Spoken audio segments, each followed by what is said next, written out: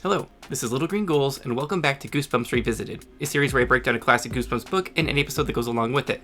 I will also be told up some Goosebumps cliches and classic moments. This week, I'm excited to visit... Let's get physical. I wanna get physical. Sorry, I meant Let's Get Invisible. This was a book I felt I remembered pretty well before picking it up this week. I knew it eventually involved going into the mirror and dealing with some evil reflections. Despite this being the longest of the original 62 books, I don't think it dragged too much like Seichi's and Dai did. It had moments towards the end where it was getting kind of repetitive, but overall I enjoyed it. When looking at the 1993 cover, we have a translucent boy looking at himself in the mirror. There's not a whole lot happening on this one, but I can't really blame Jacobus for that, because it's not like it's easy to convey an invisible boy. I am all about the dark green though that they used for the cover, and I was happy I got to use that on my intro this time. The 2003 cover actually has some interesting but minor changes this time. You'll notice that it doesn't have the cobwebs in the mirror. That's because Jacobus's original didn't include cobwebs, and somebody at Scholastic must have added them later just to up the spooky factor. The 2003 version is also just a bit brighter, but for some reason I think the picture itself actually looks better than the original. The 2015 version just reinforces that a cover about an invisible boy is a hard thing to pull off, because it just doesn't look great. I get what it's going for, but it just doesn't work for me. This is one of the books from my drunken eBay purchase that had some extra to it.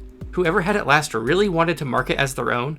Well, I shouldn't say whoever, because clearly a Philip owned it, since the name Philip Layan is written 3 separate times in this book.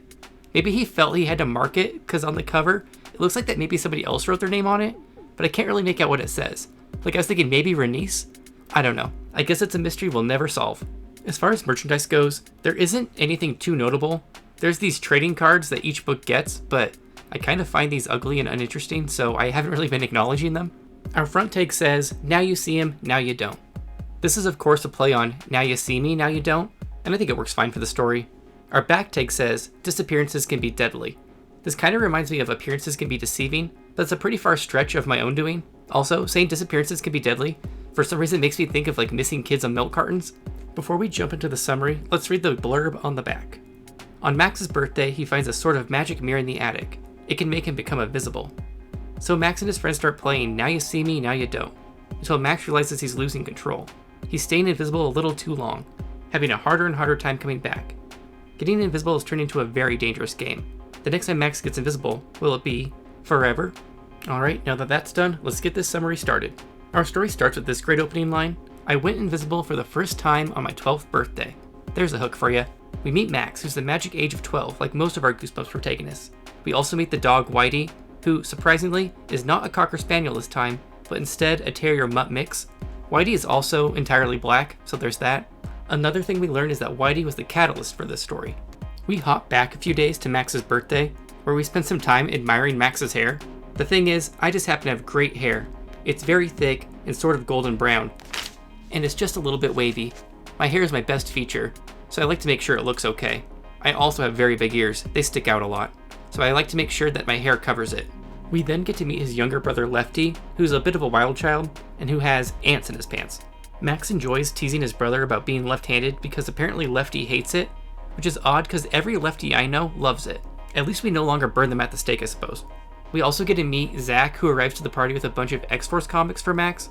This is the X-Force's second appearance, and I'm still not convinced that Stein knew they were an actual comic series, and instead was just trying to avoid mentioning X-Men for like copyright reasons or something. We then get to spend a lot of time on Zach's hair.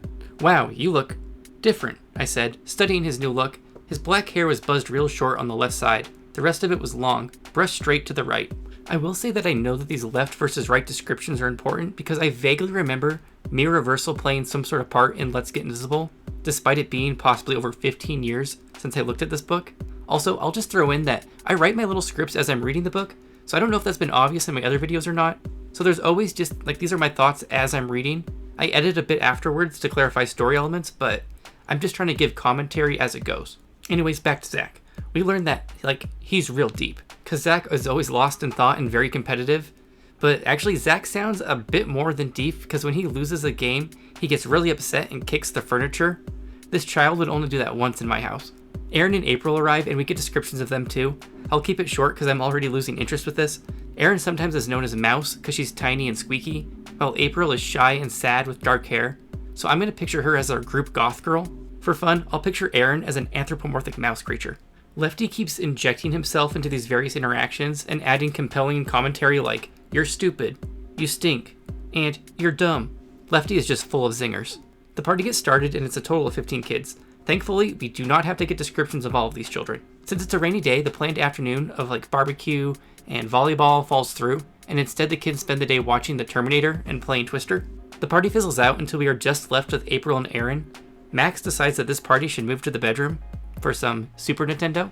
On their way to the room, they all are suddenly attacked with a deafening howl from the linen closet. This is a chapter cliffhanger prank bro mashup, and of course it was just Lefty. Aaron asks about a door in the hallway, which ends up being a path to the attic. Aaron declares, "I love attics." Me too, girl. I blame Cheaper by the Dozen for that though. Once in the attic, Aaron says, "Oh, it smells so musty."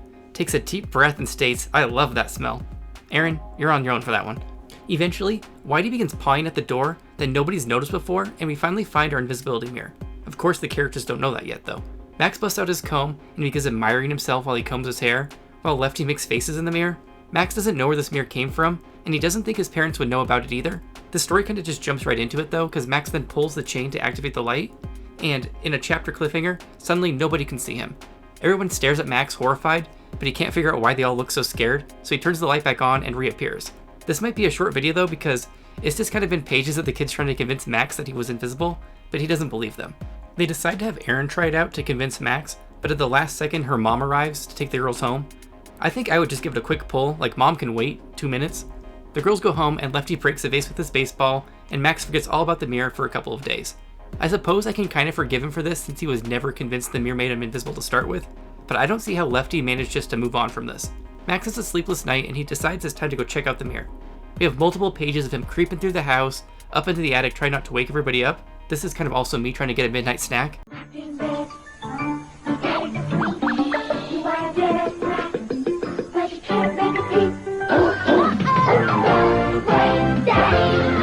Where you've got to sneak into the kitchen for a snack without waking Daddy.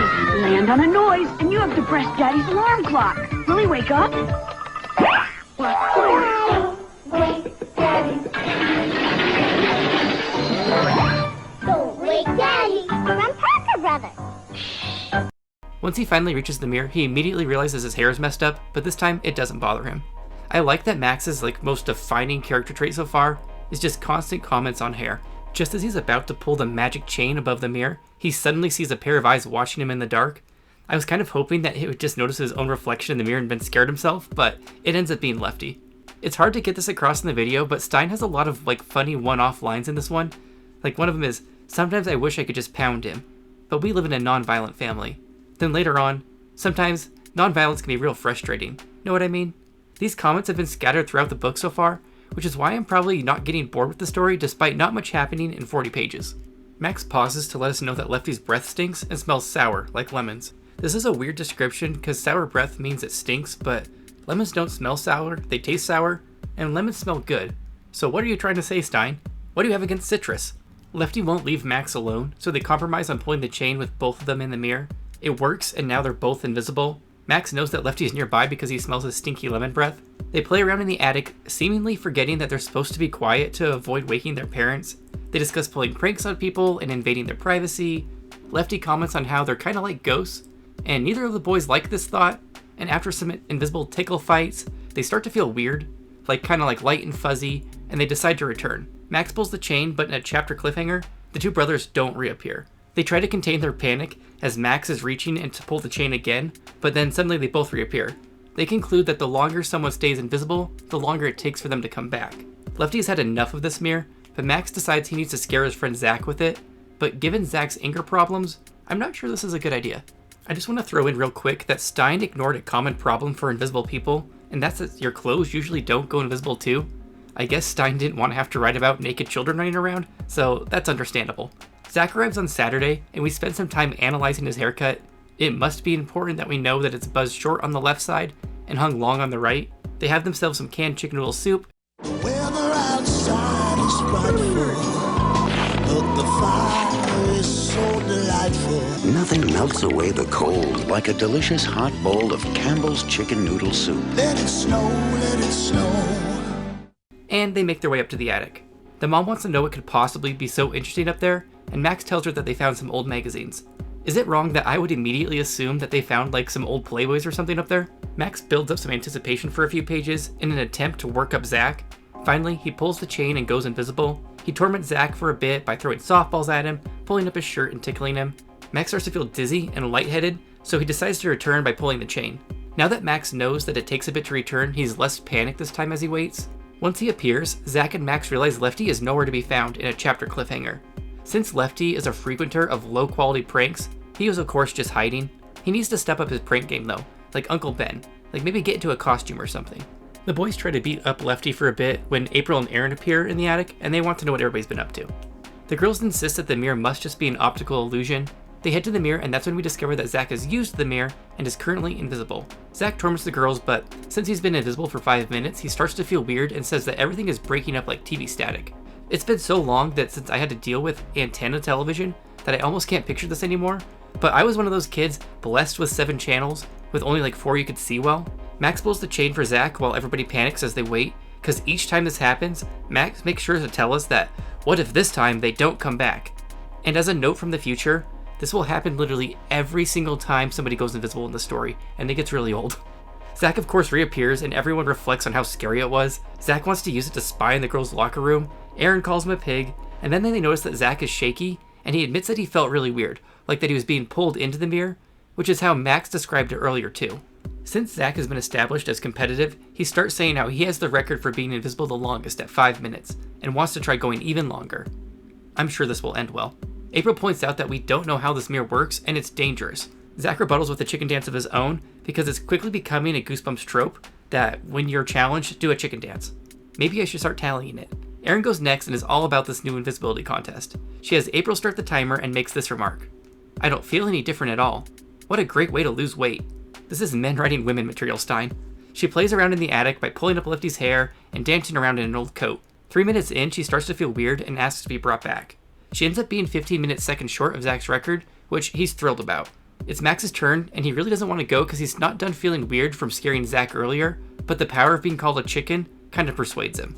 Max spends his invisibility time contemplating how the light could possibly work, before concluding, we'll just never know. Suddenly, it's been 4.5 minutes and he's starting to feel really strange, like he's floating off into the light. He shouts for them to pull the chain, but he can't tell if he's actually shouting. We spend a while describing how he feels, like he's floating into the light, when Zach says, "Oh no, the chain broke," in a chapter cliffhanger. Luckily, Aaron reacts quickly by getting a box to pull the remainder of the chain. Max takes a bit to come back, and we learn that the new record is 5 minutes and 48 seconds. This makes Zach jealous and he wants to go again. April becomes the sensible one and gets pissed with them because she keeps saying how stupid and dangerous this competition is.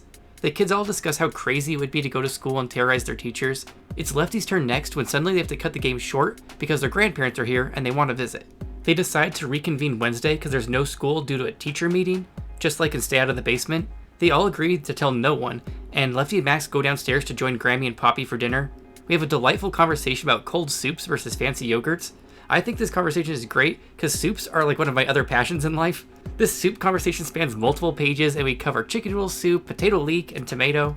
It gives me thrills and chills. We also learn that Grammy smells like oranges, so Stein was on a citrus kick this book. Suddenly, Lefty's bowl of soup is floating in the air. Luckily, Max notices it and is able to get it down, but not before Lefty's invisible self starts moving water glasses around. Max spills the water, and he thinks his dad immediately is going to realize that Lefty is invisible for some reason, and is relieved when he tells him just to stop messing around. Max heads up into the attic with invisible Lefty, who reveals he's been invisible for almost 10 minutes. Lefty claims to have felt fine the entire time, and Max warns him about how dangerous going invisible could be. Aaron calls later and has grand plans about science fair project trophies, and eventually making the cover of People magazine. Dream big, Aaron. Max thinks the government would take the mirror to make an army of invisible soldiers, and he's probably not wrong. I mean, in the world of fiction, they took raptors for the army too. Aaron reveals that she has finally managed to convince April to give the mirror a try, so poor April is no longer going to be our sensible one in this group. Around 3 a.m., Max can't get enough of that mirror, so he ventures back up into the attic. He once again comments on his messy hair. He spends half an hour staring into the mirror. He also spends some time examining the mirror itself, and overall, it's largely unremarkable. Suddenly, he hears something whispering his name. This freaks him out and he races back to his room. He hides with Whitey under the covers, and just when he's starting to feel relief, his closet pops open and a red Gap t-shirt starts dancing around. He tells Lefty to knock it off, but gets no response. He starts to wonder if it's actually Lefty in another chapter cliffhanger.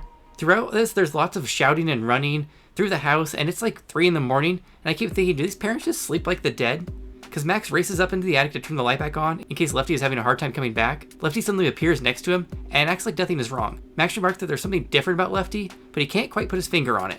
Max tries to cancel the competition, but everybody shows up on Wednesday anyways at the request of Lefty. Let's just take a moment to pause and discuss how stupid this competition even is. Like, why did these kids immediately jump to making being invisible a competition? As if being invisible is just not cool enough. It's like, being invisible too long makes us feel weird. Let's see how long we can go before we see actual consequences. Hopefully it's not death. Aaron utters the title, "Let's Get Invisible," and the group races upstairs. Zach keeps harping on and on about this competition, while April insists that she just wants to try it for a minute. They repeat this for a few pages, and finally April pulls the chain. The issue is that Whitey just so happens to hop in front of the mirror too, so he vanishes with April. They quickly pull the chain in a non-event, and April and the dog reappear without issue. The mom calls upstairs for like the 4th time in this book to see what's so interesting in the attic, but doesn't bother to come up and look. She should really consider checking on her kids once in a while, because never trust a group of preteens or teens to be up to any good. They could be cooking meth, Mom. Erin is up next, and she is determined to go past 10 minutes, despite feeling weird in under 5 last time. I guess I just don't get the logic. Maybe I'm not a competitive person. Max continues to think it's a bad idea, but they send Erin on her way anyways. Erin does the usual pulling up shirts and slapping faces while invisible. Finally, a couple pages later, we hit the 8-minute mark and Erin stops responding in a chapter cliffhanger. I've been on board for most of this book, but these constant, oh no, they're not responding, maybe they disappeared forever, chapter endings are getting kinda old. Let's move this story along. Turns out, Erin was just downstairs grabbing a Coke. We reach the 12-minute mark, and again, Erin stops responding. Max decides to pull the chain, and after a bit, she reappears. But Max notices that she looks a bit different. Max gives up on trying to figure out why and declares, "What a mystery." Zach is up next, and he decides he's going to go for 15 minutes no matter what. And I'm sure he'll get what he deserves, kind of like Erin. Zach messes up Max's hair, which upsets Max because we've established repeatedly that he is all about his hair. It feels like Stein is running out of things for the kids to do in the attic while invisible because it just continues to drag. Thankfully, Zach spices it up by heading outside to harass the neighbor, begins juggling tomatoes and gets the neighbor all worked up before deciding to retreat back inside. At the 12-minute mark, Zach stops responding and Erin insists on letting him stay invisible the full 15 minutes. When the 15 minutes are up, he notices once again that Zach looks a bit different and thinks his hair was shaved on the other side previously. He doesn't get much time to confirm this though because Erin and Zach hoist him in front of the mirror despite his attempts to escape and pull the chain. I'm sure you can see where this is going. Max is over this game and he states he's just going to stand there for the 15 minutes until he beats the record. I appreciate this because I'm not sure I can handle another few pages of various items just being lifted up. Around 11 minutes, Max decides he needs to come back, but before Zach can pull the chain, Max's mom ventures into the room to see what the kids are finally up to. As Max gets sucked into the mirror, in a well-written sequence, his mom walks around the room admiring the mirror. Once Max is fully inside the mirror, we get a chapter cliffhanger as he suddenly hears a familiar voice. Walking into the mirror reminds me of that weird live-action Alice in Wonderland that I have very distant memories of.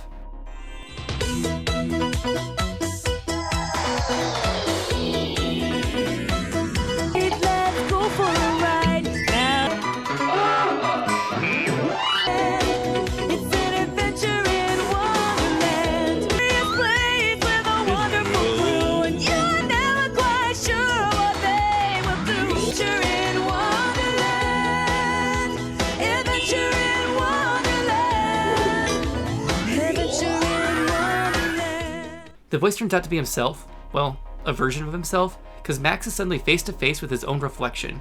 It's almost like an evil twin, or like the tethered in us. This whole sequence is very Alice in Wonderland actually, because we have distorted funhouse faces whirling around him, including Erin and Zach's. Actually no, this reminds me of that Star Trek Voyager episode where they meet that weird manifestation of fear that traps them in a machine. We're trying to find some friends. Well, that shouldn't be difficult. We're all friends here. You are looking for friends? That's right. 3 of them. And when you find these friends? Why talk when we can dance?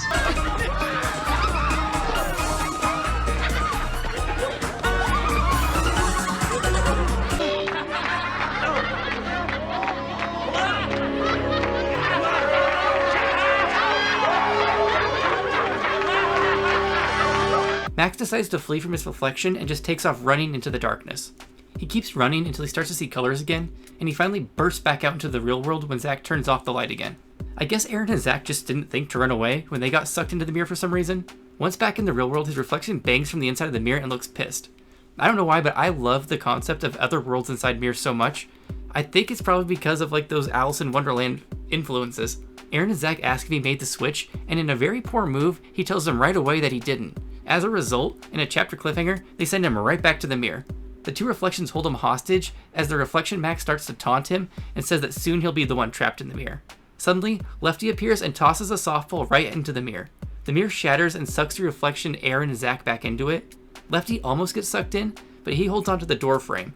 The real Aaron and Zach reappear, and Lefty tells Zach he should have caught the ball. In the end, April really was a useless character. Like, she did nothing in the final scene. I guess her sole purpose really was just to be our stopwatch. Anyways, the kids clean up the glass and head back home. Max and Lefty have a game of catch in the yard when Max realizes Lefty is actually, dun dun dun, a righty.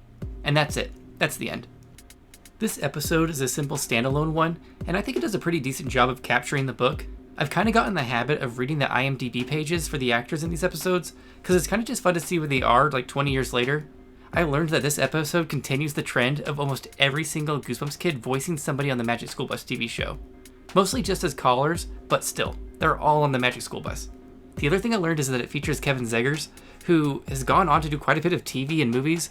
Most notable to me would be like Air Bud. He was also in Komodo, which is a terrible movie about killer Komodo dragons, but it was like the first real horror movie I saw without my parents at a sleepover. I even had to call and get permission because my parents were well aware of what a scaredy cat their son was, and they didn't want to deal with the aftermath.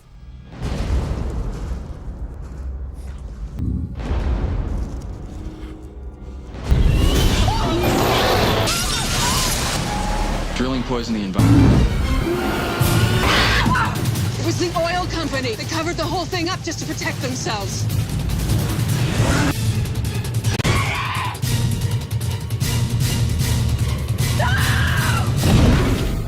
Komodo.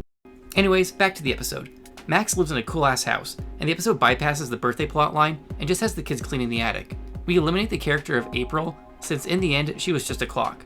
We also lose the nickname Lefty, and he ends up just being Noah, which we learn in an attempted jump scare.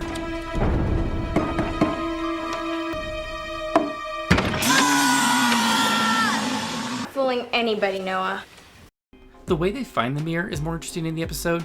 Instead of just opening a door that nobody noticed before, they break down a boarded room by accident. Boy, are you in for it? Check this out. I also enjoy the visibility process.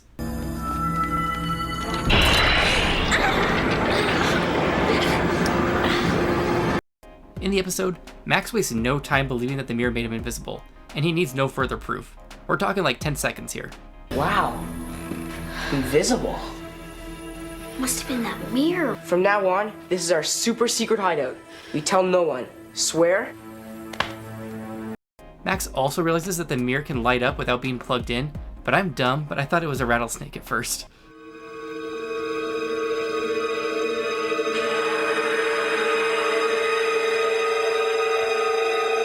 I enjoy their invisibility antics.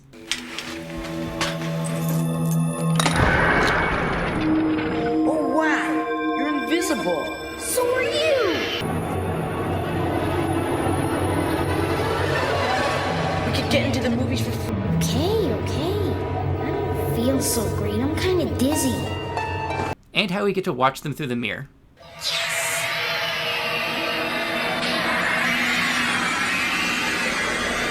Another change in the episode, instead of Max getting a Skrillex cut, he just gets an ear piercing instead.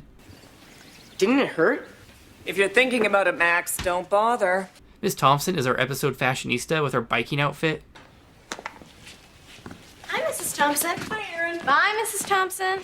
In the episode, instead of making the kids compete to see who can be invisible the longest, instead, they frame it around like doing it for science this time and wanting to understand how it works. Things go wrong a lot quicker in the episode, which I appreciate, because by Max's third turn, he's getting pulled into the mirror. I feel like I'm drifting or something. Hi. Max? Max? Max? Are you there? There! you're freezing cold. That was something else. After Max's traumatic experience, we cut to dinner, and I love the music they play in the background, because it's just so out of place. Starting without you! When you guys were growing up here, did you notice anything strange about the house? What's your idea of strange? It also provides us with some invisible milk antics.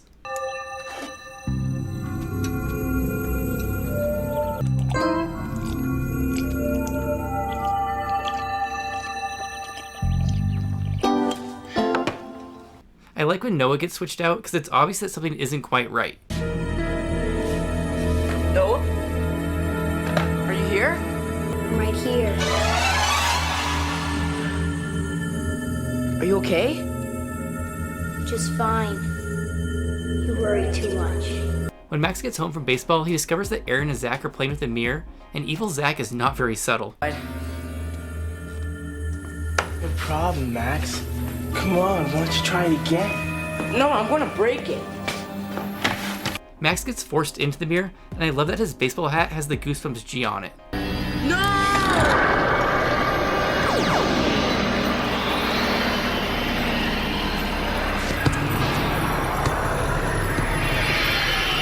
Really, all of the inside the mirror sequences are fun to watch.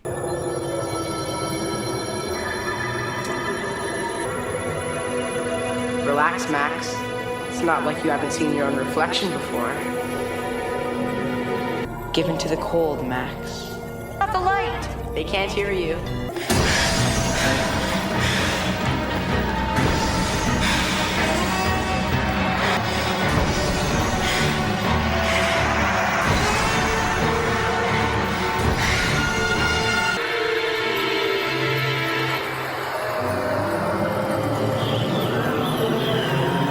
This whole episode is a treasure trove of funny effects, because once Aaron breaks the mirror, evil Zach gets sucked back into it, and then there's this whole thing about the reflection world being cold. Break it!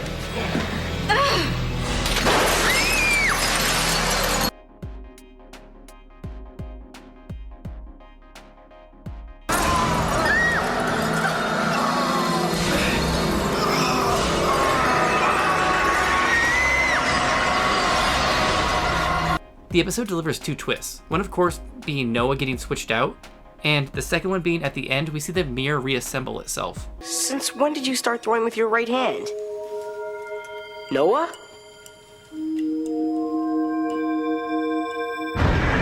Overall, I enjoyed Let's Get Invisible. It was a fun premise, and the sequences about being sucked into the reflection world were interesting and unsettling. At some points it veered towards being kind of repetitive, but the group of kids were largely enjoyable, aside from Lefty, and I stayed engaged throughout the story. I'll give this one 4 out of 5 cans of chicken noodle soup. Alright, on to our Goosebumps totals. We don't have any It's Only a Dreams or shoulder scares, but we did have some great 90s moments. In Getting G with the 90s, we had 5 90s moments. These included X-Force, CDs, The Terminator, Super Nintendo, and staticky TV reception. This brings our series total to 43 90s moments. As far as asshole victims go, I'm gonna go ahead and count Lefty getting turned into Righty. Lefty may not be a major asshole like some of our past victims, but he plays the role of a Dwayne brother who finally gets what he deserves pretty well. This brings our series total to 5 asshole victims. Vomit count remains at 0, and there weren't even any instances where it even came close. That's disappointing.